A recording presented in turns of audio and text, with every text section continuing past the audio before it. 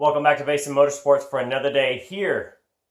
It's almost in a styling studio, but today we're going to work on the passenger front door on the Japanese Harlequin themed wrap on a Chevy Suburban from 2001. Now really to get this started, the door's already been cleaned. I've already taped up the molding as you've seen, and this has already been cut down to size. Now I'm going to split this in half. Even though it's Avery and it's going to go pretty quick, it'll lay down nice and easy. I'm going to split this in half. So the brake line in the door you can see is about right here. Everything below this is roughly flat. It's almost vertically, even though it's got a little curl to it or a little curve, it's pretty much vertical from there on down. From there up is kind of where it gets tricky because you have to go up around the window and then you got to kind of mold it down into the window channel where the mirror goes and that. And this piece right here has the handle just below this. So kind of those two big things you have to work on.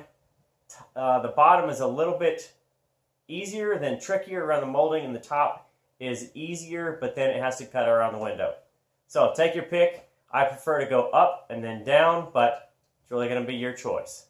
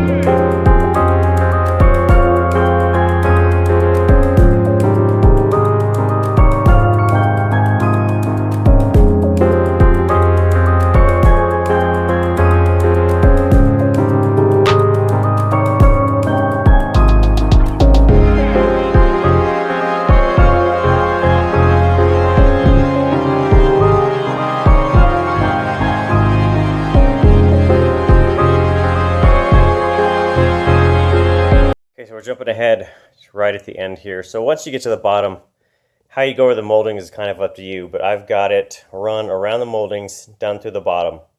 I've also taken the time to put the door back together. And the last thing we're going to do, and this is where my wife likes to jump in, is that she likes to cut the moldings themselves. So you kind of look around the moldings. So I basically do the edges, and the way I do these, if I show you if this will focus, is that I split them into two pieces. So I wrap all the way around here, and you saw that big bunch when it gets to the end. So what I end up doing is pulling this loose all the way around here, and kind of basically I split it. So I cut it with some scissors just straight across, somewhere about in the half range, and then I end up slicing the edges so you can kind of see where it's cut about an inch back from here to here. I just slice that, use a very thin, it's actually a room key card from SEMA last year that I shaved the edge down, but it's very thin and strong, so it tucks in there. Wrap the bottom under, and then wrap the top over. So if I really get in close, you can see there's a little bit of an edge right here. So you got that down to that is the overlap on the pieces. So it's just right there at the over edge. So if I showed you the front, you can see there's an over edge.